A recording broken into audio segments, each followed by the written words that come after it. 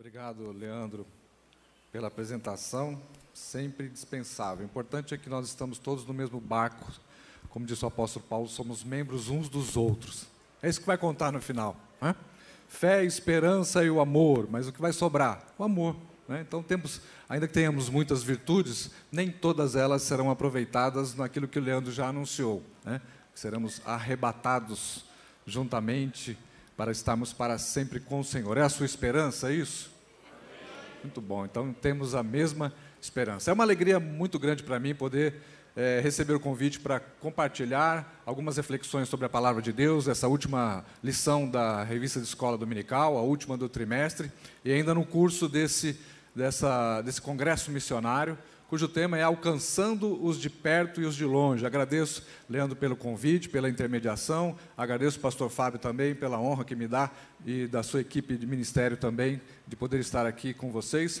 Quero me colocar à disposição para que Deus me use de acordo com a necessidade que há na igreja. Amém? Eu entendo assim, se vocês foram usados para estabelecer um congresso, especificar um tema, eu acredito piamente que Deus tem um objetivo nisso. E gosto de respeitar os temas, porque entendo que alguém orou, alguém jejuou, alguém buscou a Deus e Deus respondeu, né? Estamos vivendo a plenitude da igreja, a plenitude do Espírito Santo, e Deus ainda está falando conosco. Você acredita desse modo? Amém. O tema da manhã missionária, Alcançando os de perto e os de longe, eu estava meditando a respeito disso, e algo que eu compartilho quando dou história da igreja lá na faculdade é o aspecto da mudança do modelo missionário que temos. Temos agências missionárias que começaram na Europa, lá no século XVII, século XVIII, em que um grupo para-eclesiástico, um grupo de fora da igreja, prestava serviço para a igreja no preparo e no envio e na manutenção de missionários para o campo. Com a globalização, eu não sei se alguns de vocês perceberam, esse modelo naufraga, esse modelo fica capenga, ele fica insuficiente e até dispensável, porque com a globalização, as fronteiras, as distâncias e as limitações, elas se extinguiram. Hoje você vai a um shopping center e você encontra uma mulher de burca que você só encontraria no Oriente Médio há uns anos atrás. Você pode nomear uma etnia e você vai encontrar um bairro em São Paulo onde há um grupo étnico daquela etnia que você nomeou. Você encontra japoneses, você encontra coreanos, você tem bairros que são marcadamente com a presença de bolivianos, latino-americanos e assim sucessivamente. Por isso esse tema se justifica plenamente, porque nós podemos alcançar os de perto também, fazendo missões transculturais com aqueles que estão morando muito, muito próximos a nós. Amém? Nós temos aí o tema da EBD, Aviva a Tua Obra, Aviva, Senhor, a Tua Obra, e eu vou falar um pouco sobre o tema da nossa lição de escola dominical. Você que tem a revista, você que trouxe a sua revista, eu gostaria de repetir com você aí a oração do profeta Abacuque sob a forma de um canto. Ouvi, Senhor, a tua palavra e temi. Aviva, ó Senhor, a tua obra no meio dos anos. No meio dos anos, a notifica. Na ira, lembra-te da misericórdia. Eu preparei slides que podem ser mudados aí à medida que eu avanço nos pontos. E a gente tem já o clamor do avivamento, o primeiro ponto, ou melhor, a introdução. Não há como alcançar os de perto, nem os de longe, sem que Deus avive a sua obra. Não há maneiras de se fazer nada na obra de Deus, sem que Deus não intervenha. O próprio Jesus deixou isso muito claro, quando disse para os seus discípulos, sem mim, nada podeis fazer. Aí nós vamos lembrar já de cara, eu sou um crítico bastante ácido de modelos muito modernos, modelos muito técnicos, modelos muito avançados de tipo de pregação, de tipo de recursos aos quais se recorre para que se pregue a palavra de Deus. Eu penso que não há segredo, não temos que inventar a roda, não temos que utilizar técnicas que vêm de fora da igreja, embora muitas delas sejam úteis em alguns aspectos da pregação, da exposição, do ensino e do discipulado, mas ainda não encontrei um modelo que substitua esse que tem emergido dentro das igrejas, o modelo que utiliza, por exemplo, a neurolinguística para poder expor, apresentar a palavra de Deus. Infelizmente, estava numa igreja, há um tempo atrás, uma igreja que mudou completamente o seu aspecto, mudou completamente o seu visual, e uma igreja Assembleia de Deus, e o pastor, bem na noite em que ele iria apresentar o novo layout da igreja, eu estava lá, ele disse: os irmãos notaram, nós pintamos a nossa igreja de preto, nós mudamos a iluminação, está tudo escuro, você já deve ter ido a um Cinemark, a uma sala de cinema do Cinemark, e quando você vai no Cinemark, você observa que quando apagam-se as luzes, você não pode mais levantar, ficar andando, ficar comprando pipoca para comer, nem refil de refrigerante, porque isso atrapalha a outra pessoa a assistir o filme. Então nós fizemos a mesma coisa aqui na nossa igreja, nós pintamos tudo de preto, mudamos a iluminação, porque nós não queremos que você se levante durante o louvor, não queremos que você se levante durante a palavra, porque você atrapalha, você desconcentra a gente que está aqui, né? Eu fiquei pensando assim, puxa vida, não seria muito mais fácil a pessoa orar, fazer uma faculdade lá na FAESP, né, estudar 4 anos de teologia ali, aprender um pouco mais sobre a Bíblia, humilhar-se perante o Senhor, para que o Senhor dê unção, dê graça. Eu acho que uma palavra bem pregada, ainda que uma palavra curta, 15 minutos de mensagem, 20 minutos de mensagem, mas que seja pregada a palavra de Deus, debaixo da unção de Deus, eu penso que o próprio Espírito Santo se encarrega de manter a pessoa sentada. Porque eu levanto quando a pessoa é chata, quando a pessoa fica enfeitando, como diz a minha esposa, quando a pessoa fica falando potoca no púlpito, né? O que é potoca? Potoca não serve para nada, é besteira, é coisa que não vale para nada. Então eu imagino o seguinte: se você se aplicar a falar a palavra de Deus, se você pregar o que diz a Bíblia, as pessoas vão sentar e vão ouvir. Antônio Vieira, no século XVII, aqui no Brasil, já tinha uma fé cristã, ainda que diferente da nossa, mas já existia. Antônio Vieira ficou inconformado pelo fato de haver tantas igrejas, tantos pregadores e tão pouca conversão, século XVII. Então, no seu sermão, chamado Sermão da 60ª, você encontra isso na internet, para baixar gratuitamente. Ele vai fazer uma análise. Por que tendo tantas igrejas e tantos pregadores, há tão pouca conversão? Então, ele analisa a parábola do semeador, sob vários aspectos, especialmente a pessoa do pregador. E a conclusão que ele chega, eu acredito que do século XVII para o século XXI não mudou muita coisa, é o seguinte, que se costuma, ele chama de apostilar o Evangelho. Você pega um pedaço de uma passagem da Bíblia, pega um pedaço de um livro, um pedaço de uma carta, um pedaço do Antigo Testamento, um pedaço do Novo Testamento, junta tudo, monta um Frankenstein exegético e prega. Ou seja, a pessoa não entende o que você está pregando, ela não entende o sentido da mensagem, nem o objetivo da pregação, e, portanto, não aprende nada, e daí não consegue se converter. Então, Antônio Vieira, já no século XVII, tem uma relação com o nosso tema de hoje aqui, né? Sem avivar a obra de Deus, não há como manter as pessoas sentadas para ouvir a pregação. E ela não precisa estar sentada no púlpito, ela não precisa estar sentada na igreja, ela pode estar sentada na sua casa, o seu vizinho, ouvindo você pregar e dar o seu testemunho, ou no lugar onde você trabalha, ouvindo você dar o seu testemunho, pregar a mensagem e convidá-la para que aceite, para que siga Jesus, que se torne um discípulo de Jesus. Então, o primeiro ponto, não há como alcançar nem os de perto e nem os de longe, sem que o Senhor avive a sua obra. Sem o Senhor, nós não podemos fazer absolutamente nada. Ponto 1, clamor pelo avivamento. Abacuque era profeta em Judá, e no seu livro ele retrata um paradoxo, algo que parece uma contradição, mas o paradoxo não é uma contradição. Um paradoxo é um contraste. Dizer que o Brasil é um país rico, e você olhar para bolsões de miséria, como no Norte ou no Nordeste, não é uma contradição, é um paradoxo. Ter um Sul e um Sudeste rico, e um Norte e um Nordeste pobre. Então isso é um paradoxo, uma nação rica, com recursos, com terras e tudo mais, com tecnologia, mas há bolsões de pobreza. Abacuque está vendo a mesma coisa, ele está lidando com um paradoxo que, do ponto de vista da fé cristã, muitos de nós não aceitamos. Enquanto que no capítulo 1, no capítulo 2, eles se concentram no problema do mal, o capítulo 3, Abacuque volta-se para a percepção do sagrado, a percepção da divindade, a percepção de Deus, Yahvé, na presença do povo. Estava lá, estava havendo violência, estava havendo descumprimento da lei, os responsáveis por colocar as coisas no eixo eram exatamente aqueles que promoviam a violência, ou seja, quem deveria colocar ordem e pacificar o país era quem fazia o contrário, estimulava a violência, estimulava o abuso de injustos contra justos, de santos sendo usurpados pelos pecadores, e ele se indigna com isso. Mas na vida nossa, muitas vezes essa dualidade, ela coexiste, essas duas realidades, a dúvida e a angústia, coexistem com a fé. O fato de você ter fé não significa que você nunca possa ter dúvida. Não. Pastor, agora o senhor se equivocou, porque a Bíblia diz que quem duvida é semelhante à onda do mar. Como é que o senhor vai resolver, como a gente brinca lá em casa? Eu quero ver que mágica você vai fazer para sair dessa agora. Há dúvidas que são positivas na fé cristã.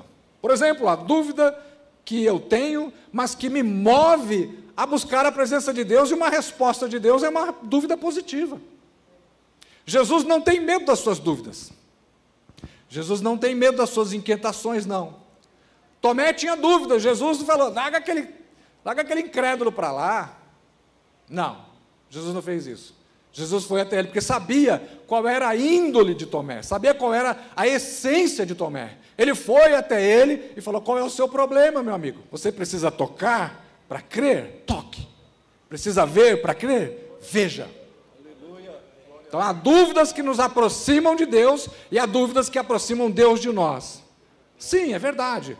Há dúvidas que nos afastam. Foi com essas que Tiago lidou na sua carta, quando disse que aquele que duvida é semelhante à onda do mar, que não é constante, vai e vem, e nunca avança. Mas nós não estamos falando dessa dúvida. Há dúvidas que nos colocam diante de Deus. Por quê? Porque temos sede dEle.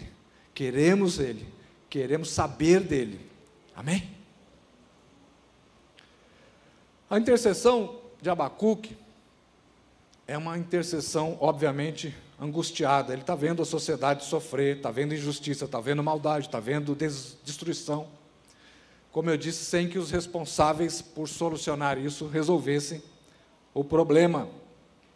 Como é que Abacuque faz a sua profecia? Na minha opinião, vou abrir o coração aqui para os irmãos, não há profecia nenhuma aqui, né? Abacuque não está profetizando nada. Abacuque está... Como é que ele faz a sua construção literária? Ele olha a situação, simplesmente.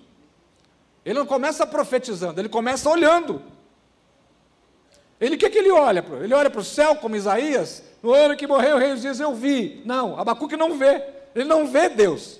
Ele não vê a Deus. Ele não vê um anjo, não vê um querubim, um serafim, não vê nada. Ele olha para a rua, ele olha o jornal do dia, ele olha a internet e vê o quê? Violência.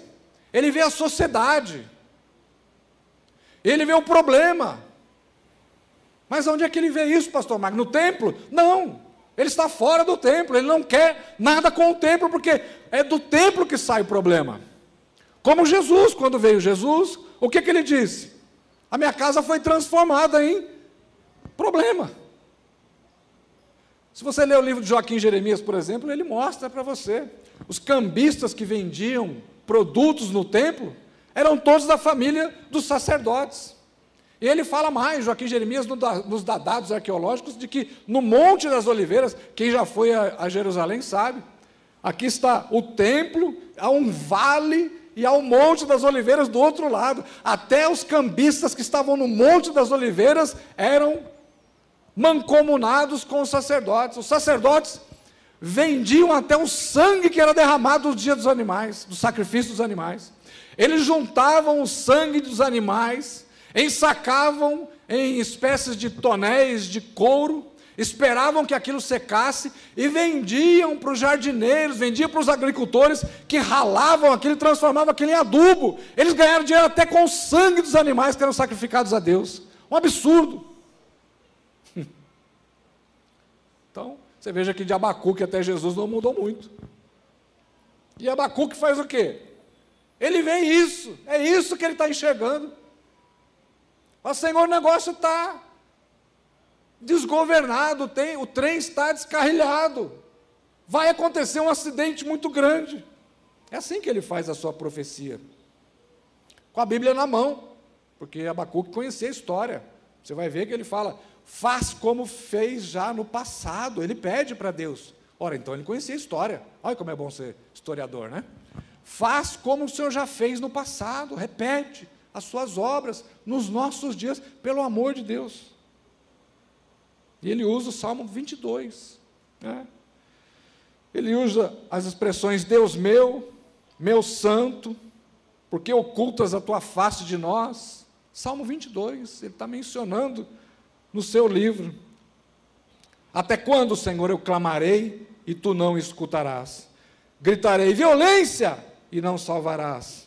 A destruição e a violência estão diante de mim, a luta e a contenda por todos os lados. E aí, parece que Deus é indiferente. Já passou por isso? Já passou um perrengue? Clamou a Deus aqui na Assembleia de Deus, a gente chama, eu orei o céu parecia de bronze, a oração saía do teto. Já falou isso alguma vez na sua vida espiritual? Parece que Deus não me ouve. Pelo amor de Deus, se Deus não ouvir, meu irmão, minha irmã, aí nós estamos lascados, como diz a minha sogra, vamos lascados, porque Deus é o único que nos ouve, essa é a única certeza que nós temos. O seu cônjuge pode não te ouvir, o teu pai pode não te ouvir, tua mãe, nem o teu filho, nem o ministro que está sentado do teu lado, o obreiro, eles podem não te ouvir, e talvez a sua oração nem use palavras audíveis, talvez você já esteja gemendo, mas tenha certeza que o Espírito Santo que habita você está te ouvindo. Essa é a maior certeza, a maior convicção que você pode ter, não desgrude dela, Ele te ouve. Ainda antes que você abra a sua boca, e se você não abrir a boca, Ele vai colher a sua oração lá no seu coração, é lá que Ele vai. A experiência bíblica da nossa fé é uma experiência histórica. Deus age na história, portanto, se Deus age na história, Deus age no tempo, porque o tempo, a história demanda um tempo, demanda o transcurso de um espaço de tempo. Mas Deus, e aí mais um paradoxo, Deus não está no nosso tempo. Aí é um problema. No português não aparece isso muito claro, mas no grego a gente vê isso muito explícito, né? Deus, Ele está no ambiente, no âmbito de um tempo chamado Kairos. Quando é que é o Kairos? Kairos é o tempo indeterminado. No Antigo Testamento é Olã. Tu és Deus de eternidade em eternidade, ou seja, de Olã em Olã. O que é o Olã? É um tempo passado que eu não sei quando começou e um tempo futuro que eu não sei quando termina. Isso é o Olã. Quando Davi fala, tu és Deus de eternidade em eternidade, ele está usando Olã. Ou seja, o Senhor começou, sabe-se Deus quando, não sabemos nem se começou, porque não estávamos lá. E o Senhor vai seguir existindo eternamente.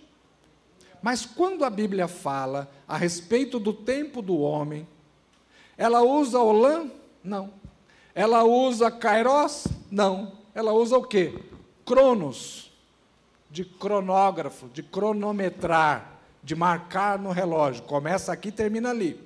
Já começou e já terminou. É um tempo específico, determinado. Eu nasci em 22 de agosto de 1967. Ponto. Não estou dentro do Olã. Não estou dentro do Kairos. Todo mundo sabe que dia eu nasci. E quando eu morrer, todo mundo vai ficar sabendo o dia que eu morrer. Nasci, aí vai botar lá na minha lápide, né? 22 de agosto de 1967, há um tracinho e a data, no dia que eu morri, o dia, o mês e o ano. Ponto. Cronometraram, marcaram, a existência do Paganelli é essa daqui. Agora, Deus, em sua soberania, Ele não está limitado ao nosso tempo. Deus age de acordo, embora não esteja limitado, Ele age de acordo com a nossa agenda, mas também age de acordo com os propósitos dele. E aí mais um problema, porque às vezes nós queremos um socorro imediato, mas o plano de Deus não contempla isso. Às vezes Ele respeita a nossa agenda, porque Ele vê o enrosco em que nos metemos. Então, muitas vezes, Ele age Por quê? Porque o seu boleto lá da Marabras vai vencer, e tem data para vencer. Então ele entra na sua agenda e fala, beleza, é 23, então o dinheiro vem no dia 22. Às vezes chega no 23, né, que é para você ficar mais apertadinho, seu coração mais quebrantado. Aí ele provê o dinheiro no dia 23. Aí você corre, porque a lotérica vai fechar, e paga o carnê da Marabras e resolve o seu problema e dá glória a Deus. Mas às vezes Deus não faz isso. E foi o que aconteceu com Abacuque. Ô, Abacuque, eu vou resolver o problema, mas olha, vou fazer do meu jeito, no meu tempo e do meu modo. E o modo de Deus foi tão cruel. E ele avisou, eu vou fazer de um jeito que, se contasse para vocês, vocês iam desviar, iam ficar escandalizados. É que nem Paulo, quando Paulo foi levado ao céu e voltou, ele falou, olha, eu vi uns negócios, eu vi uns BO lá em cima, eu vi uns trem lá em cima, os mineiros, né, se Paulo fosse mineiro, eu vi uns trem doido lá, tudo garrado lá, os anjos tudo garrado no trono de Deus, não é assim que o mineiro fala? Eu vi umas coisas no céu que, se ao homem fosse possível dizer, os homens ficariam escandalizados. E Paulo fala, eu não vou contar, porque vocês não vão acreditar. Então esse é o Deus que nós servimos, é um Deus de inversões, às vezes até de valor. Um Deus que nós muitas vezes consideramos um Deus moralista, manda Isaías andar nu por 3 anos, para quê? Para mostrar a nudez espiritual da nação. Moisés institui um código de sacrifício imenso. Quem aqui já decorou o Levítico? Ninguém. Eu escrevi um livro sobre Levítico, mas me pergunte coisas do Levítico, tem coisa que eu não sei. E aí, ok, vamos sacrificar. Para esse pecado, mata esse bicho. Para esse pecado, mata outro bicho. Para esse pecado, mata outro bicho. Aí lá na frente, Deus fala assim, esses bichos que vocês estão matando, esse sangue, esse cheiro, me causa náusea, eu fico com ânsia de vômito, isso aí é um nojo, isso não serve nada. Mas por que mandou fazer o negócio lá atrás? Mandei fazer para um teatro, era para vocês verem o animal morrendo e se tocar, e perceber que vocês é que deveriam estar morrendo no lugar do animal. Vocês não entendem isso? É um teatrinho, vocês pensam que o animal... Era um teatrinho? Era um teatrinho, era para ver o bichinho morrendo e ficar com dó dele, e pensar, era para mim estar no lugar dele. Aí o povo não está entendendo, não está entendendo. Século IX antes de Cristo, século VIII, sétimo, sexto, o povo não entende. Século V, século IV, terceiro, século I, aí vem o quê? Aí precisa vir um como nós. Sai da sua glória.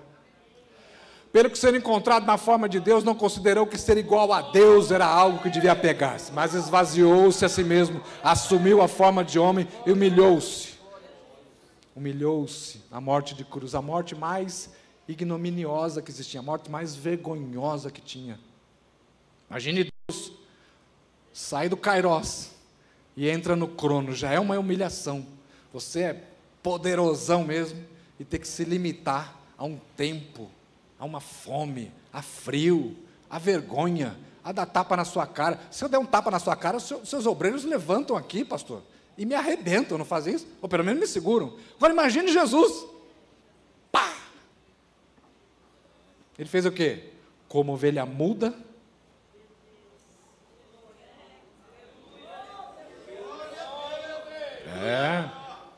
Os animais não resolveram.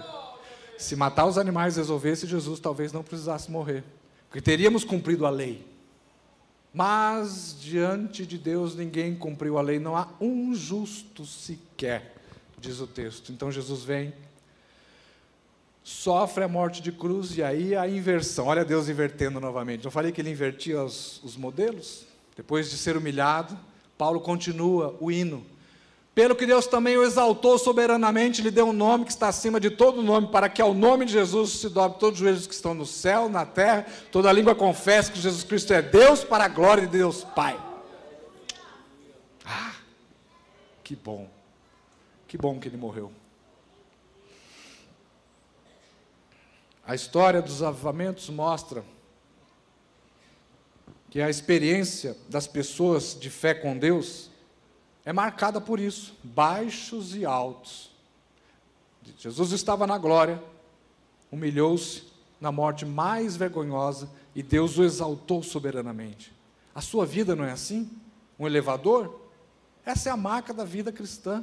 Não é o tempo todo velocidade de cruzeiro, 900 km por hora num Boeing. Não. E não é também na pista o tempo todo parqueando. Uma hora nós estamos lá em cima, outra hora nós estamos lá embaixo. Uma hora nós estamos lá em cima, outra hora nós estamos lá embaixo. Quer ver? O movimento pentecostal é o movimento cristão que mais cresce e que mais cresceu em toda a história da humanidade. Vinson Sina disse que havia, no final do século passado, pelo menos 500 milhões de pentecostais no mundo. Os morávios, já ouviram falar dos morávios? Conde Zinzendorf, Alemanha, século XVIII. Os morávios, eles contendiam entre si, era um grupo cristão que discutia, se brigava, eles se estapeavam de verdade, até que Zinzendorf chegou e conheceu aquela comunidade. Comunidade chamada de Erhut, em alemão. Zinzendorf diz: vocês precisam se consertar. Vocês precisam se respeitar, vocês precisam amar, ter comunhão uns com os outros. Vocês precisam se perdoar. Que cristianismo maluco é esse que vocês estão vivendo? Está tudo errado. Os morávios, então, receberam a palavra de Zinzendorf, entenderam que, do ponto de vista cristão, era aquilo que deveriam fazer, e se arrependeram, se perdoaram, começaram uma nova vida, uma nova proposta de fé cristã. Olha o avivamento chegando. Sabe o que veio depois da palavra de Zinzendorf? Então, o perdão e a comunhão. Sabe o que veio na sequência do perdão e da comunhão? Eles começaram um relógio de oração, agora você vai ficar com vergonha. Eles começaram um relógio de oração que durou 100 anos. Imagina, 100 anos a igreja dos moráveis orando 24 horas por dia. Você vai ver onde é que eu vou chegar. Os moráveis eram um grupo que estava com John Wesley no navio, indo para os Estados Unidos, quando sofreu ali um ataque de uma tempestade. E John Wesley, vendo a tranquilidade, a serenidade dos moráveis, teve uma inveja santa. Falou: mas esses caras devem estar próximos de Deus, porque o navio está a ponto de afundar e eles estão tranquilos. John Wesley estava indo pregar, e com medo. Ele então se interessou pelos morávios, foi à América, e quando voltou à Europa, ele foi conviver um pouco com os morávios para saber que tipo de fé era aquela. Resultado: vocês sabem como é que John Wesley começou a sua vida espiritual? Numa universidade na Inglaterra, chamada Universidade de Oxford, onde eles tinham lá um clube de oração, chamado Clube Santo, que depois deu origem a um movimento chamado Movimento Holiness, ou seja, movimento de santidade. Desse movimento de santidade e das pregações de John Wesley, surgiram os metodistas. E os metodistas foram o principal grupo que trouxe o avivamento para os Estados Unidos na pessoa de Charles Parham, que tinha uma escola bíblica, e lendo Atos 2, entendeu que era o tempo de orar e pedir a Deus a mesma experiência do Pentecostes em Jerusalém. Então ele foi fazer uma viagem, encarregou 40 alunos de ler Atos 2 o tempo todo e orar pedindo para que Deus repetisse aquela história. Olha a semelhança com Abacuque. Senhor, faz no nosso tempo aquilo que fez no passado, repete, aviva a tua obra.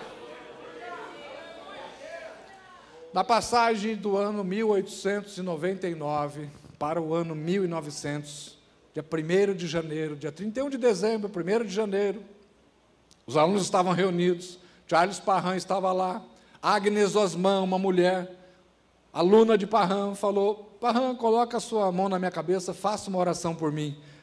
Agnes Osman recebeu o batismo com o Espírito Santo, com evidências de línguas naquele momento. Começa o Pentecoste nos Estados Unidos, a obra estava avivada. Começa assim, lendo Atos 2 e orando, isso se tornou mais de 500 milhões de cristãos pentecostais espalhados pelo mundo. Amém? Tá bom para você ou quer mais? Tem mais, já eu falo mais um pouco. Ponto 3, a resposta pronta de Deus.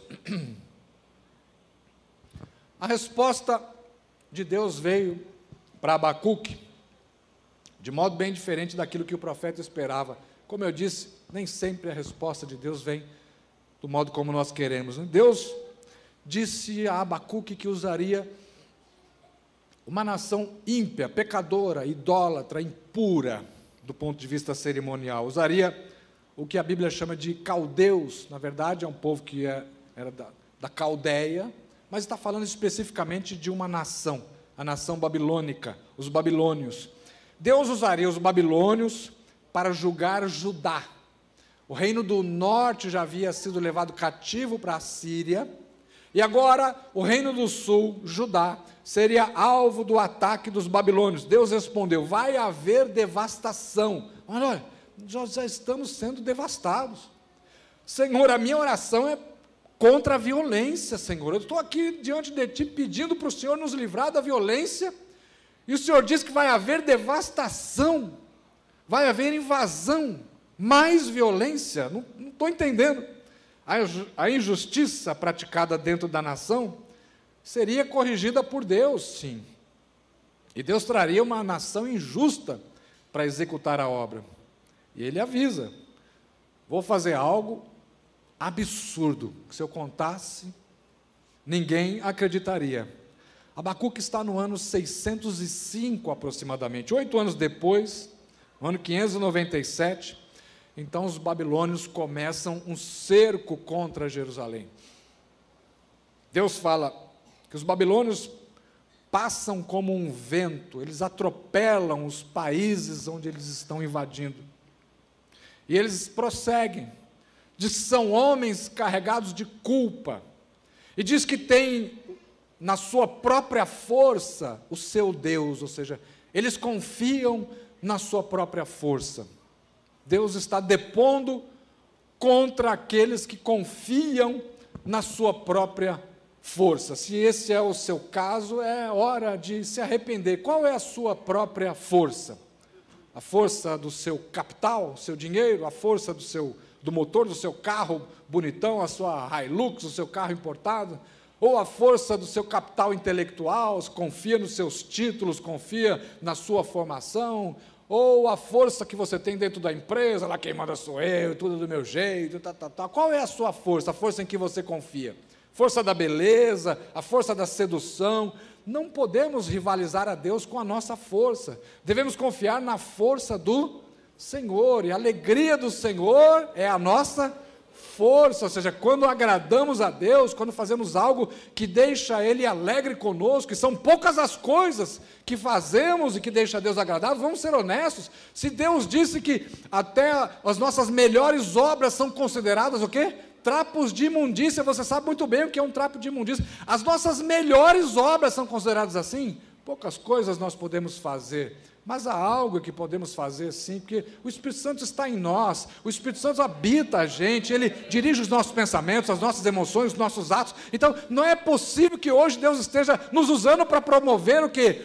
Trapos de imundícia. Não, as coisas mudaram do Antigo Testamento para cá. No Antigo Testamento, somente reis, sacerdotes e profetas eram habitados pelo Espírito. Agora não, agora mudou. O nosso status como crentes diante de Deus é outro. Paulo, quando escreve 2 aos Coríntios, capítulo 1, versículo 21, ele diz o seguinte: e o mesmo que nos confirma, ele não está escrevendo para o obreiro não, ele diz, o mesmo que nos confirma em Cristo, e nos ungiu, derramou a sua unção, é Deus. Todos vocês têm unção de Deus aí. Aleluia, todos vocês. Você é habitado pela unção, é habitado pela presença de Deus, ela está aí.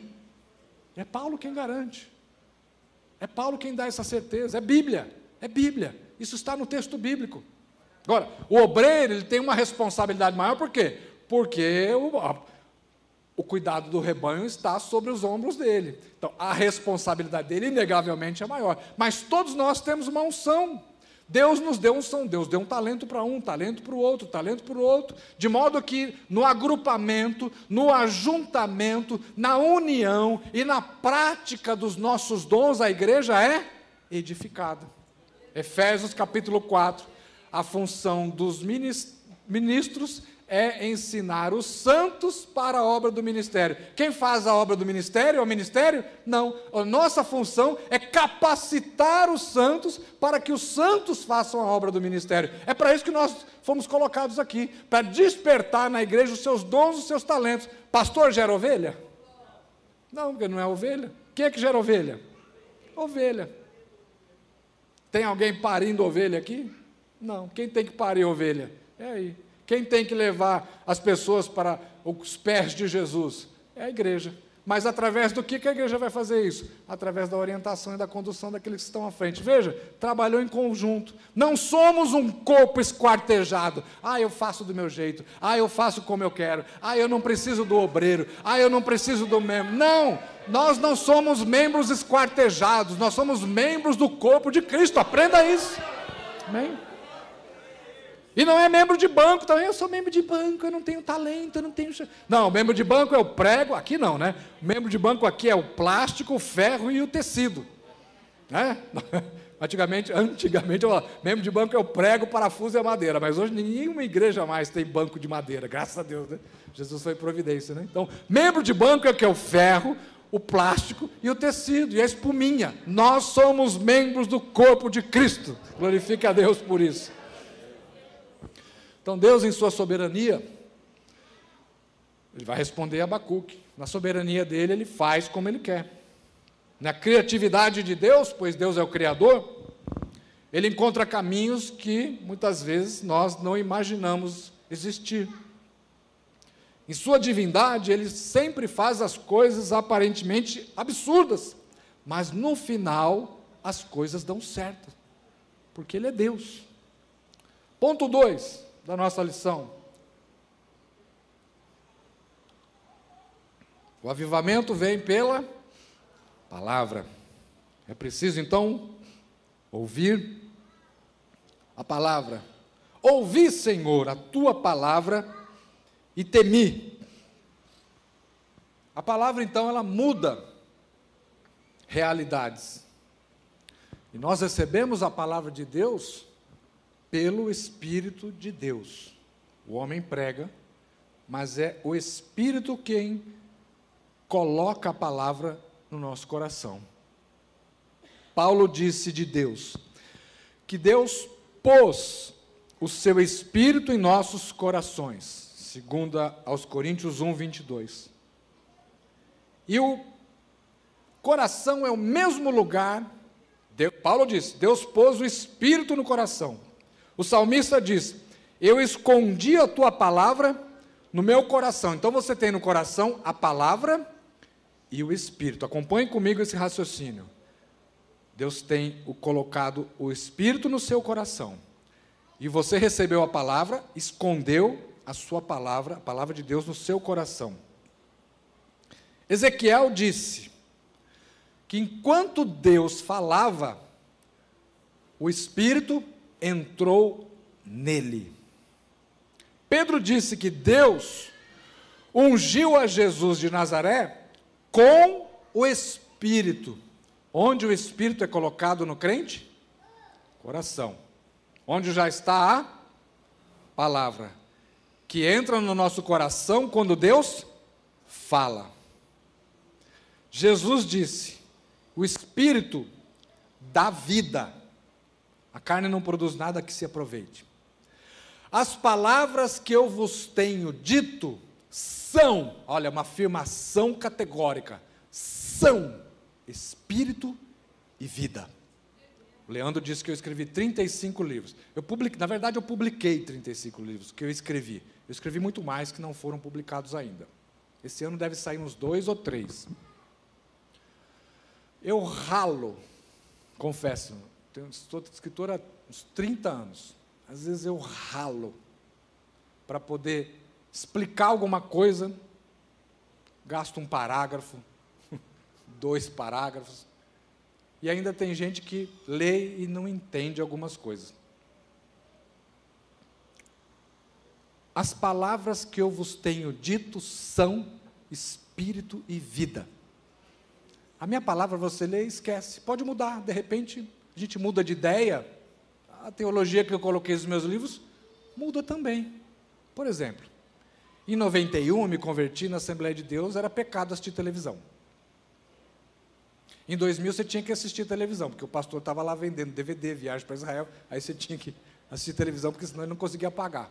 Hoje nós temos, emissoras são nossas, né? Hoje temos patrimônio, uma emissora, é da Assembleia de Deus, vai lá, bota lá programa, movimento pentecostal, o que você quiser, é da Assembleia de Deus. Deus mudou de ideia? Não, a nossa percepção a respeito dos meios de comunicação é que mudaram. Nós mudamos. A palavra de Deus, não. E as palavras que eu vos tenho dito são espírito e vida. A minha, não. A minha palavra, a nossa teologia, muitas vezes pode mudar, porque nós vamos mudar a nossa percepção a respeito do mundo, né? A respeito das coisas que estão aí. Nós mudamos, graças a Deus por isso. A doutrina essencial está lá, está escrita, não muda, né? Mas tem coisas que nós mudamos. Tem coisas que nós ajustamos aos tempos. Mas a palavra de Deus, ela é aquilo, espírito e vida. Dentro do seu coração, o espírito e a palavra continuam produzindo vida na sua vida. E quando você olha retrospectivamente, percebe que você estava morto nos seus pecados e delitos como estávamos, e agora nós sabemos que a palavra com o espírito no nosso coração produz vida. O que isso está dizendo para você? Que você é fruto do avivamento. Deus avivou você. Deus deu vida a você. E nos deu vida estando nós mortos em nossos pecados e delitos. Então, quanto mais do Espírito de Deus nós temos, mais unção nós temos, porque o Espírito é quem traz a unção. E quanto mais da sua palavra nós temos em nosso coração, mais avivamento nós temos na nossa vida e na nossa igreja. Então, quanto mais Espírito e mais palavra, mais avivamento. É assim que nós vamos avivar a obra no decorrer dos anos. A receita está dada. Não é sempre explodindo em línguas estranhas, não é sempre explodindo em profecias, não é sempre explodindo em sapateados, não. Avivamento, do ponto de vista bíblico, é mudança de vida. Se você estudar a história dos avivamentos, você vai ver que o avivamento em Keswick, na Inglaterra, as pessoas bebiam, fumavam, jogavam, se prostituíam dentro dos castelos escondidos, mas quando veio o avivamento, as pessoas mudaram seu comportamento.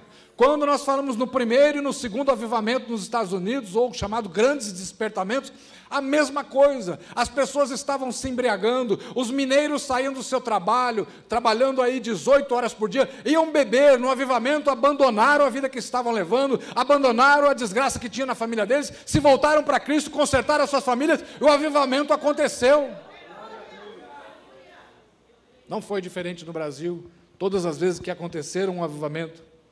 Não tem sido diferente hoje, todas as vezes que o Senhor tem feito avivamentos, porque o avivamento está acontecendo. Só como eu disse, a experiência de fé, ela é com altos e baixos. Às vezes nós vamos nos alegrar, nós vamos abraçar, nós vamos chorar, nós vamos falar línguas, outras pessoas serão batizadas em línguas, e agora nós estamos cheios, temos que fazer alguma coisa, influenciar a sociedade. Lembra como é que Abacuque faz a sua profecia? Não é olhando para o céu, é olhando para a sociedade, é olhando para o que está acontecendo, e ele faz o quê? Ele coloca-se na brecha, ele ora a Deus, e o avivamento acontece na nação de Israel, pela resposta que Deus dá. Não era a resposta que eles queriam, evidentemente, mas Abacuque está orando, ele está pedindo um avivamento, e Deus não está com seus ouvidos moucos, tampados, ele está ouvindo, ele fala, estou ouvindo, vou fazer no meu tempo, vou fazer do meu jeito, do jeito que para você é escandaloso, mas é um jeito que vai dar jeito, porque no meu avivamento eu vou alcançar os de perto e os de longe, eu vou salvar você e vou mexer nos babilônios também, aleluia. Ele mexe, ele tem uma engenharia, uma logística que nós não entendemos ainda, mas nós vamos entender. Em 1993 eu fiquei preso, eu falei que eu me converti em 91, nunca disse aqui que eu era coroinha de igreja. Não sou filho de pastor, não tive essa graça. Era tranqueira mesmo. Usuário de droga, traficante, estelionatário, branquinho do olho verde, mas faz besteira também, né? Lá em casa a gente fala, Fui preso por coisa que eu tinha feito antes da minha conversão. Fiquei num condomínio aqui na 90. Conhece a 90, Moisés? Parque Novo Mundo. Minha avó macumbeira, tranqueira, morava em Bauru. Ficou sabendo que o primogênito dela foi preso. Ai, que dó. O que ela fez? De que religião ele é, Janes? Ela perguntou para minha mãe. É da Assembleia de Deus. O que minha avó fez? O que a macumbeira fez? Deus estava salvando os de perto e os de longe. Foi para a Assembleia de Deus, pediu oração pelo neto. O que aconteceu com ela? Oh, aleluia! Deus salva os de perto e mexe com os de longe. A logística de Deus não é para gente fraca. A logística de Deus não é para gente, não. Nós não vamos entender a logística dele. Fiquei preso com mais de 12 desviados. 12, uma dúzia, uma penca de desviados. Adivinha o que aconteceu com boa parte deles? Fiquei preso com um tal de Nenê, condenado a 104 anos de prisão por assassinato, latrocínio. Desculpa a expressão, um negrão enorme, magrão, todo alinhado, filho de crente. Aí entrou na cadeia, tá, cheio de moral, um cara condenado a 104 anos na cadeia, né, impõe respeito, né? Eu estou na minha lá, os caras me chamam de quê? De irmão, eles me chamavam de irmão. Ô irmão, como é que é isso? Explica essa passagem da Bíblia. Ô irmão, ora por não sei o quê. Irmão, tudo era irmão, era capelão, virei capelão penitenciário lá no 90. Quando eu fui sair, o neném me chamou de canto. Aí irmão, faz uma oração por mim aí, porque eu quero voltar para a igreja, mas eu não quero ser acusado de ter me escondido atrás da Bíblia, ter feito minhas trapalhadas, minhas correrias, minhas presepadas, e depois esconder atrás da Bíblia. Faz uma oração para Jesus me abençoar, para fazer um assalto bem grande, para eu pagar minhas dívidas com os traficantes e ir para a igreja. Se converteu depois. Depois eu fui visitar ele, lá na Brasilândia, não lembro o número da delegacia lá. 45, obrigado. Então, Deus tem os seus modos, os seus jeitos, os seus caminhos, que ao homem não é permitido perscrutar. Deus vai fazer, irmão. Deus vai fazer, irmã.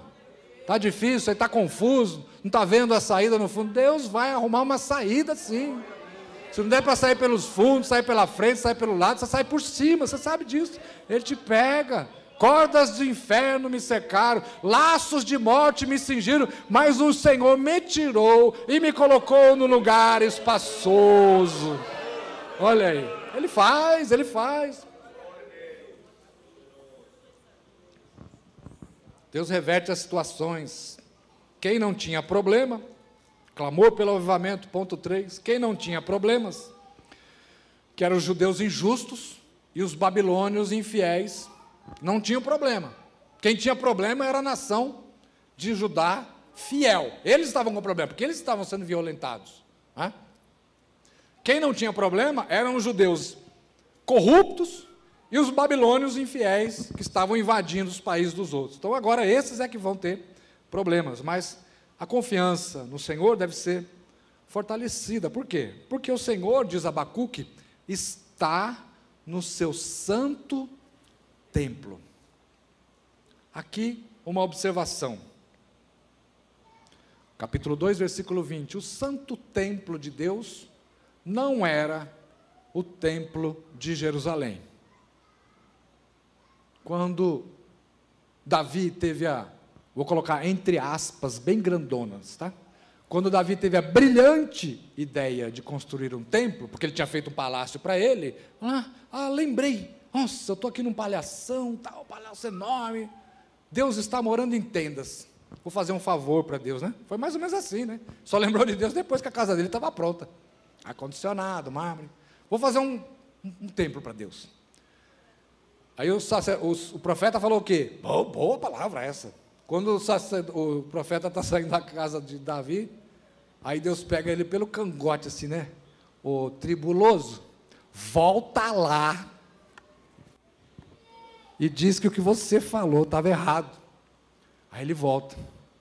Davi, Deus mandou perguntar para você, tipo assim, de que tamanho vai ser essa casa?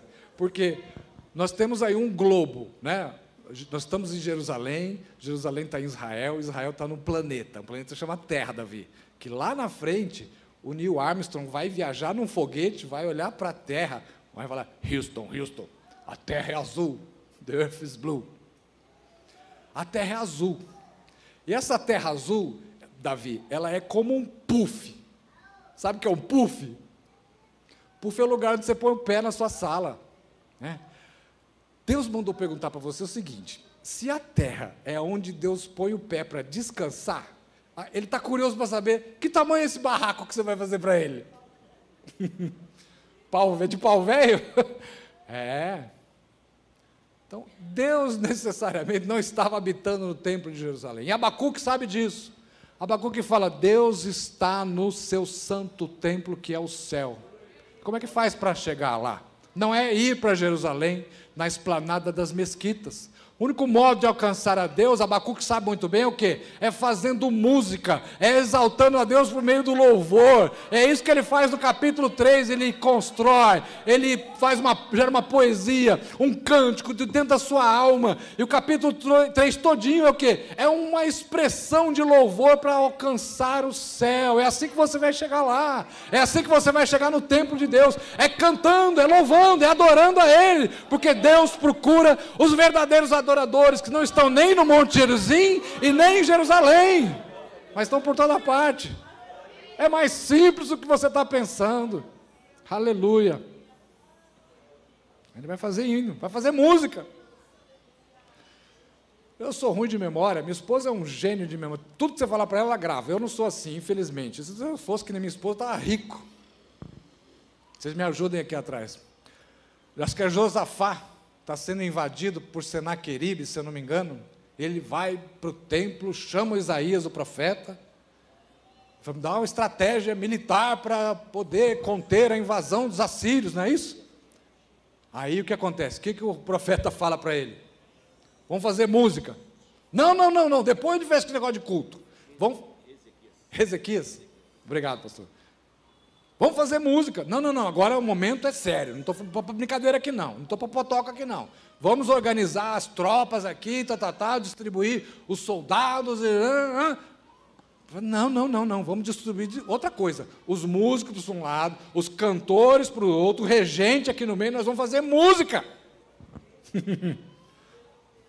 É com música. Foi tocando música que Deus fez uma bagunça no exército inimigo, 185 mil morreram, e eles foram vitoriosos. É fazendo música, é agradecendo a Deus, é sendo grato a Deus, é tendo o coração alegre que você vai tocar o templo onde o Senhor está. Para a gente concluir, ponto 3, já vou entregar já. Avivamento é uma questão de vida ou morte. E aqui foi o que começou a acontecer no Brasil.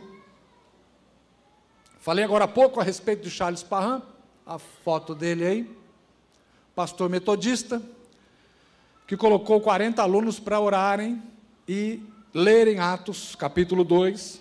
Orientou seus alunos a orar e estudar, pedindo um avivamento, porque entendeu que aquela passagem dizia a respeito a eles naqueles dias, final do século XIX, para começar o século XX. Entenderam que Atos 2 era para eles, como nós hoje aqui entendemos também que Atos 2 também é para nós, alguns aspectos dessa passagem.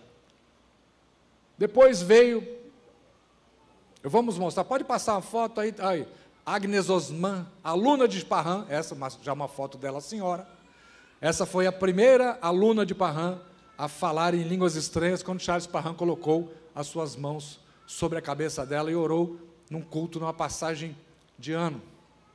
Depois veio William Durham.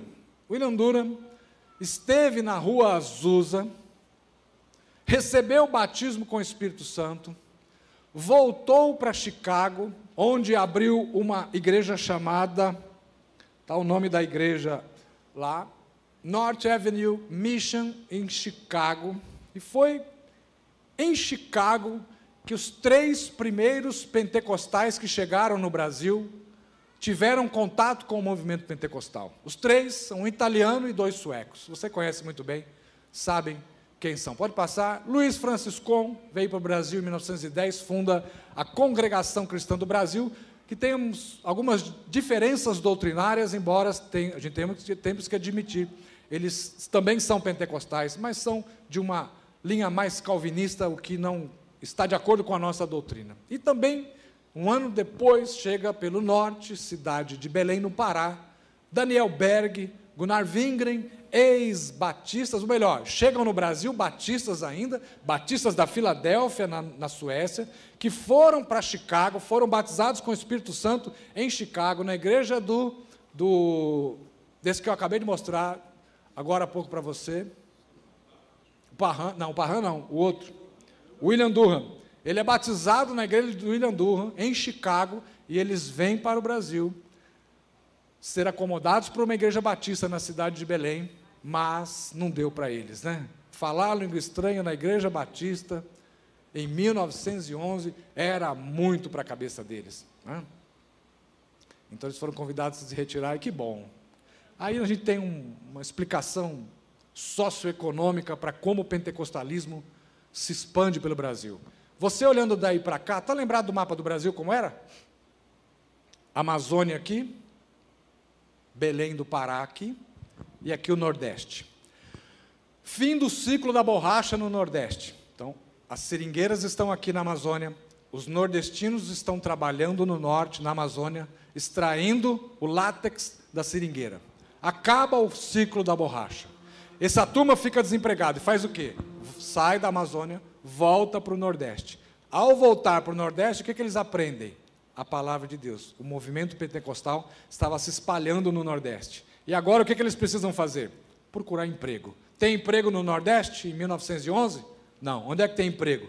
No Sudeste. Rio, São Paulo e Minas. O que aqueles nordestinos, agora pentecostalizados, fazem? Desce para o Sudeste, trazendo a nova fé pentecostal, e aí o fogo se espalha pelo Brasil inteiro. E mais uma coisa que talvez você não saiba, da mesma igreja, Filadélfia, Batista, lá da Suécia, sai também um grupo de pastores que vem lá para o Rio Grande do Sul. Eles são os batistas independentes, são batistas renovados, creem na doutrina como nós cremos. E eles começam de baixo e vão para cima. Nós começamos de cima e fomos para baixo, nos encontramos, e agora o Brasil todinho foi abraçado pelo fogo do Espírito Santo, pelo movimento pentecostal. Aleluia! Então, já falamos aí das duas primeiras igrejas, pode avançar. O pentecostalismo clássico, então, vai se estabelecer no Brasil, e logo depois começam já as acomodações denominacionais. Em 1940, a década de 1940, a Igreja do Avivamento Bíblico começa. 3 igrejas paulistas, a Igreja do Evangelho Quadrangular, começa com Harold Williams, que era um ator de cinema em Hollywood. Ele foi enviado por Aimee Semple McPherson, que havia fundado nos Estados Unidos a Igreja International Church for Square Gospel, que é a Igreja do Evangelho Quadrangular de lá. Ela enviou Harold Williams para cá, e ele começou a pregar em tendas, como você pode ver aí, num movimento chamado Cruzada Nacional de Evangelização, que fez muito pela propagação do Evangelho pentecostal, especialmente aqui na cidade de São Paulo. Nesse tempo, havia um diácono nas Assembleias de Deus que pregava com muito ardor, com muito Pentecostes, e ele orava por curas, as pessoas eram curadas milagrosamente, curas absurdas, e as pessoas começaram a visitar aquela pequena Assembleia de Deus, a ponto de não caber mais gente dentro da igreja. Então, eles colocavam um caminhão do lado de fora, colocavam um sistema de som em cima do caminhão, e esse missionário chamado Manuel de Melo começou a pregar. Manuel de Melo foi trazido para as tendas de Harold Williams, começou a se juntar com eles, começou a pregar nas tendas, e aí o fogo começou a pegar mesmo. E avançou muito, e ele começou a ter que alugar espaços maiores, cada vez maiores, e cresceu, se tornou a primeira igreja pentecostal evangélica genuinamente brasileira, ou seja, criada por um brasileiro, a Igreja Evangélica Brasil para Cristo, né? E na década de 70 construíram um templo lá no bairro da Pompeia. Na época foi considerado o maior vão livre do mundo. Tem 11 colunas que sustentam o templo. Em cima de cada uma das colunas cabe um Fusca, um carro. No primeiro culto de Santa Ceia, foi fechada uma padaria para produzir os pães para fazer a primeira Santa Ceia. Uma perua Kombi, precisou fazer 2 viagens para levar o pão, os pães, para poder fazer a Santa Ceia. Alinhados, os bancos da igreja, quando foram inaugurados, somavam 2 quilômetros de bancos. Um negócio absurdo, grandioso, né? E até às 11, sei. Então, essa é basicamente a história da igreja, o Brasil para Cristo. É uma igreja que hoje tem um perfil mais jovem, né? o público é um público mais jovens, muitos músicos, de lá saíram várias bandas. É uma igreja bem interessante de se observar do ponto de vista histórico. Depois veio a igreja pentecostal Deus é Amor, do missionário Davi Martins Miranda, era um católico muito devoto do Paraná, e veio para São Paulo, se converteu, passou por algumas igrejas, Assembleia de Deus, inclusive, Maravilha de Jesus, e uma outra igreja que eu não me recordo o nome, e depois fundou uma igreja ali no Vale, na Baixada do Glicério, né? E uma igreja grande também, com uma doutrina muito mais fechada do que a nossa, mas também igualmente pentecostal. Davi Miranda foi pioneiro do trabalho evangelístico no rádio, né? Mesmo sem saber o espanhol, ele falava lá um portunhol pelo rádio e conseguiu alcançar todos os países da América Latina, pregando a palavra de Deus, e a igreja hoje está passando por uma grande renovação. Ele morreu em 2014, a família assumiu, alguns obreiros também que andavam com ele assumiram a liderança da igreja, e hoje a igreja passa por uma acomodação, porque quando se tem uma liderança muito forte, é natural que depois esse ajuste tenha ocorrido, e para que a nova geração, a nova liderança dê os novos caminhos, né? Sempre isso acontece, é natural, vai acontecer com todas as denominações, como nós temos observado do ponto de vista histórico. Depois veio a Casa da Bênção, em 1964, um ano depois da abertura da Deus é Amor. Casa da Bênção do pastor missionário Doriel de Oliveira, que depois se autoproclamou apóstolo. Começou aqui também, se eu não me engano, em Osasco, e depois a sede da sua igreja foi transferida para Brasília, para o Distrito Federal. Nós temos aí um pentecostal que é da família dele, o pastor Walter Brunelli, que é da Assembleia de Deus Bereana. Ele é primo de Doriel. O missionário Doriel, foi casado com a prima do pastor Walter Brunelli. Walter Brunelli, na sua dissertação de mestrado no Mackenzie, Ciências da Religião, fez uma dissertação sobre a Casa da Bênção. Então, quem quiser saber um pouco mais, tem essa informação aí. A Igreja de Nova Vida, em 1960, pelo missionário canadense Robster McAllister, depois de sair da Assembleia de Deus, ele investiu em um projeto que fosse um pouco mais flexibilizado do ponto de vista dos usos e costumes, né? E aí criou a Igreja de Nova Vida, no Rio de Janeiro. Depois a Igreja Universal do Reino de Deus, fundada por Edir Macedo, no Rio de Janeiro também. Aí já muda um pouco, melhor, radicalmente, um pouco foi modéstia minha, né? Muda radicalmente a perspectiva, o ponto de vista, os pontos doutrinários e os objetivos da igreja. Então já começa naquilo que o pesquisador Paul Freston classificou como a terceira onda do pentecostalismo, né? Paul Freston, um sociólogo que estuda o pentecostalismo no Brasil, ele criou uma metodologia que divide o pentecostalismo em 3 ondas. A primeira onda, da primeira onda somos nós, né? Assembleia de Deus e congregação. Da segunda onda vieram Igreja, o Brasil para Cristo, vieram a Igreja Pentecostal Deus é Amor, e agora na terceira onda, aquilo que nós chamamos das igrejas neopentecostais, como por exemplo a Universal é da neopentecostal, a Igreja Internacional da Graça de Deus, do R. Soares, que saiu da Universal e fundou em 1980, a Apostólica Renascer em Cristo, com Estevão Hernandes, também é uma igreja da terceira onda, portanto neopentecostal. A Igreja Cristo Vive, do apóstolo Miguel Ângelo, a Comunidade Evangélica Sara Nossa Terra, que foi fundada em Goiás, em 1986, a INSEGE, que é a Igreja Nacional do Senhor Jesus Cristo, da ex-missionária Valnice Milhomes, batista, né? E a Mundial do Poder de Deus também, apóstolo Valdomiro Santiago, Bola de Neve, e a Igreja do Agenor Truque, quer dizer, Agenor Duque, a Igreja Plenitude do Trono de Deus, né? Também todas elas igrejas do movimento neopentecostal. As características do movimento neopentecostal diferem em alguns traços doutrinários nossos. Por exemplo, dentro do movimento pentecostal, pregamos o batismo do Espírito Santo com evidências de falar em línguas. Pregamos a cura, pregamos a conversão e pregamos a expectativa da volta de Jesus. Esses 4 pontos formam a doutrina do pentecostalismo clássico. É isso que distingue o pentecostal clássico da doutrina tradicional dos batistas, por exemplo, de onde nós viemos. Então, nós pentecostais clássicos viemos do movimento Holiness, de John Wesley, Igreja Metodista. Mas fizemos uma fusão, porque missionários batistas suecos se envolveram no movimento Holiness de santidade e foram batizados, e aí trouxeram para o Brasil o resultado disso. Então, muito da nossa doutrina é a doutrina clássica, por isso, muitas vezes, tivemos agora recentemente a discussão, existe uma teologia pentecostal? Existe uma hermenêutica pentecostal? Não, não criamos nada novo. A nossa hermenêutica é tradicional, é clássica, a nossa teologia é clássica, é tradicional, só que nós olhamos para a Bíblia e entendemos que há a contemporaneidade dos dons, e é isso que marca caracteristicamente nós pentecostais. Ponto. Não criamos uma hermenêutica nova, uma nova maneira de interpretar a Bíblia. Não criamos uma teologia nova. Seguimos a mesma teologia. Acontece que nós entendemos, olhamos para a Bíblia e vemos, olha, isso aqui não foi dado baixa. Temos X dons e ninguém deu baixa nisso, ninguém mandou isso para o arquivo morto.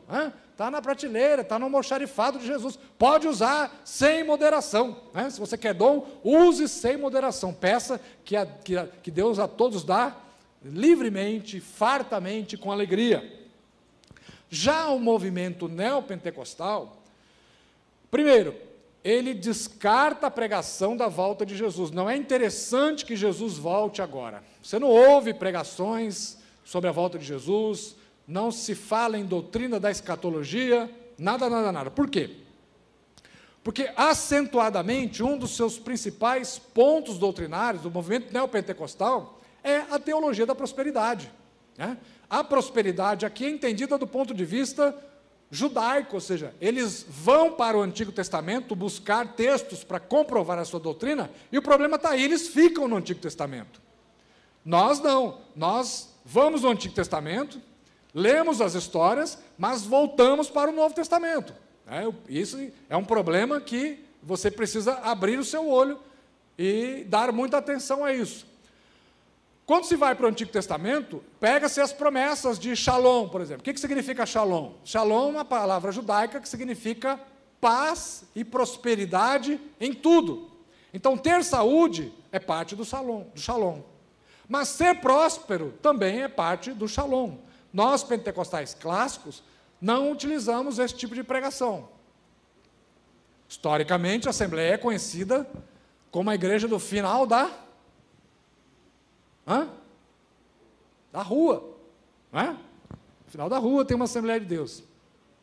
Mas lá perto da praça, quem estava? Na praça estava a católica. E perto da praça? A igreja batista, a igreja presbiteriana, a igreja metodista. E os assembleianos? A igreja lá no final da rua. É novo, templos assim mais modernos. Isso aqui é novo.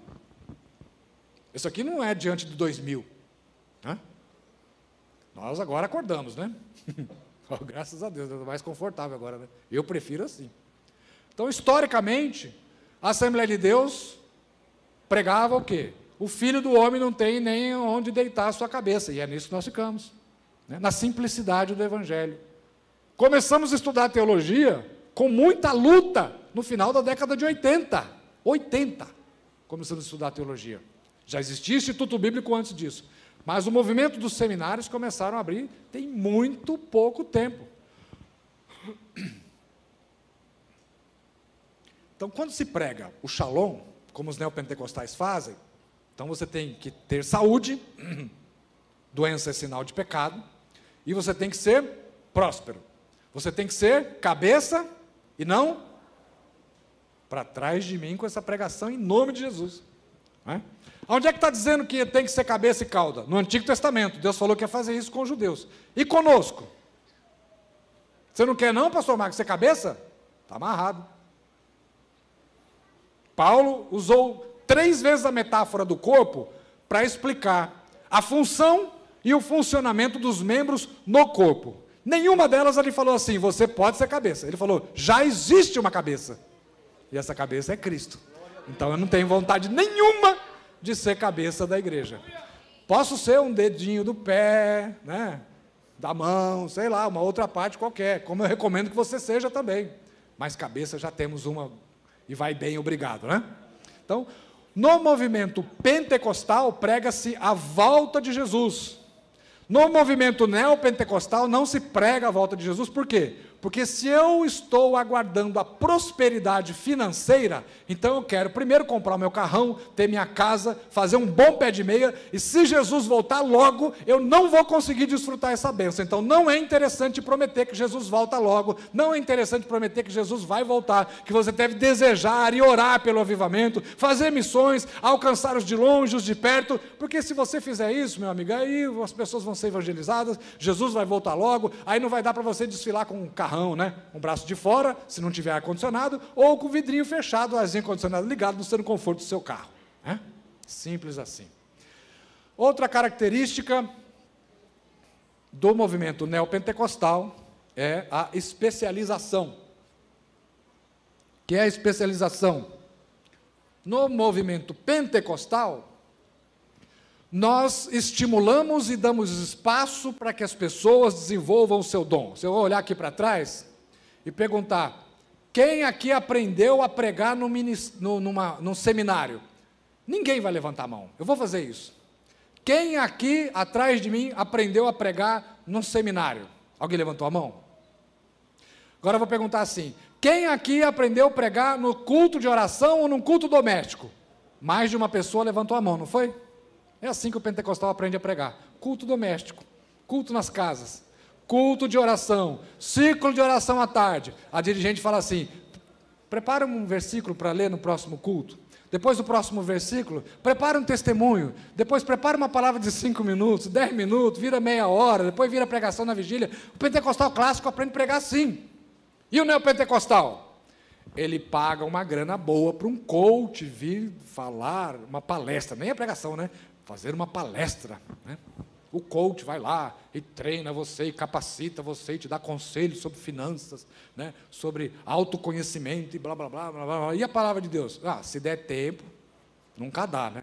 Mas se der tempo, prega-se a palavra de Deus. Então, veja as diferenças do pentecostalismo clássico para o neopentecostalismo. Eu falei da especialização. Então, o músico, ele é contratado porque ele é um bom músico, ele vai trazer uma boa música, bem tocada, numa igreja neopentecostal.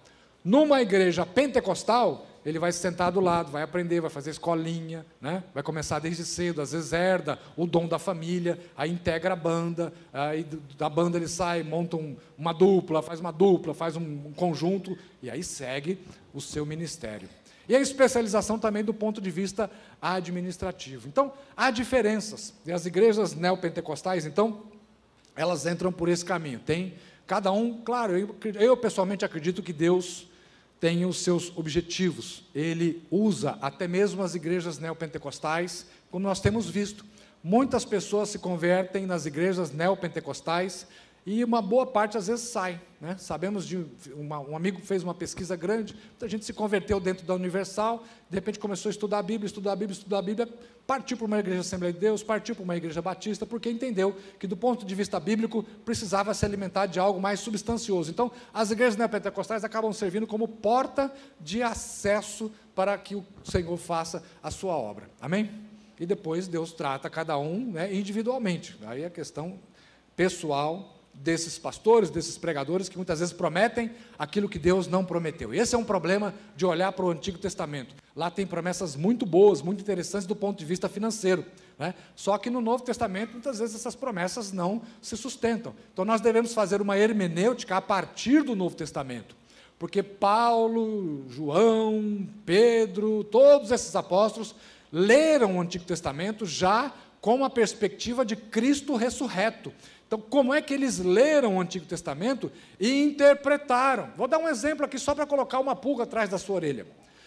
Lá no livro de Gênesis fala-se a respeito da bênção para Abraão e os seus sucessores, seus herdeiros. Né? Já leu isso? Né? E a promessa diz respeito a você e tal. Quando Paulo vai ler essa promessa, veja como ele faz, veja como é importante ver o Novo Testamento para enxergar o Antigo. Gálatas capítulo 3 diz assim, e a promessa não diz respeito aos seus herdeiros, seus descendentes, como se falasse de muitos, mas e ao seu descendente, falando de Jesus. Então, veja, lá no Antigo Testamento está de fato descendentes, no plural, Mas como é que Paulo lê essa promessa no Novo Testamento? Ele lê a partir da lente de Jesus ressuscitado. E ele não considera todos os judeus herdeiros. Não, ali é uma promessa específica que se cumpre em Jesus.